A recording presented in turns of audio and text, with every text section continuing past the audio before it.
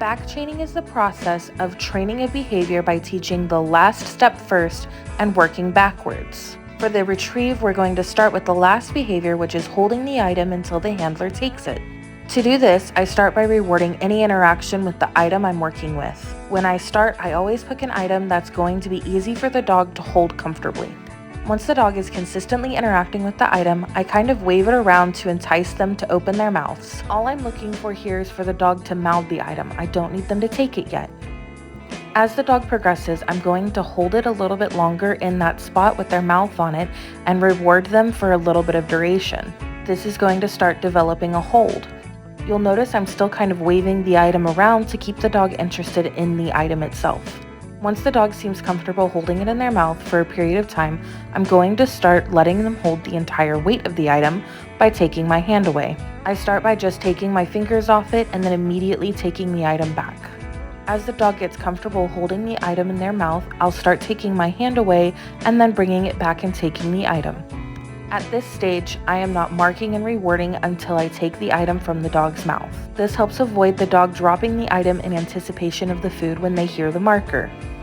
Once the dog is comfortable taking and holding the item, I will present the item a little bit lower, ask them to take it, and then use the food in my other hand to lure their face up so that they are looking at me when I take the item from them. I do it this way so that I'm not having to consistently scoop under my dog's chin to take the item from their mouth.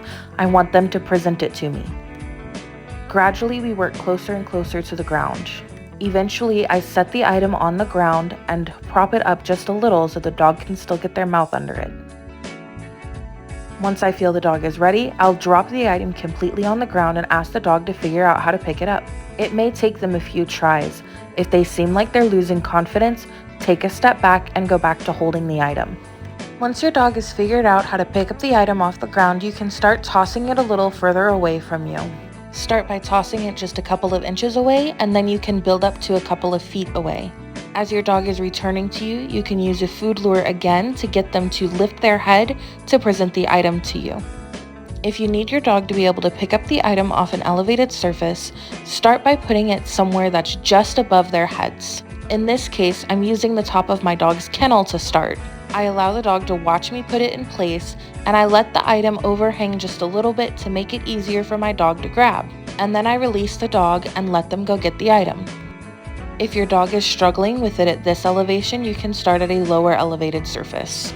If you'll need your dog to be able to pick up multiple items, you'll need to start this process over with each individual item.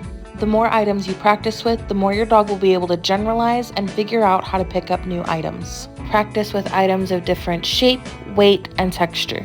It's also important to practice these behaviors in different situations so that your dog learns to generalize in different areas, such as hotels or public spaces. As always, if you have any questions, please feel free to reach out to me on any of my social medias.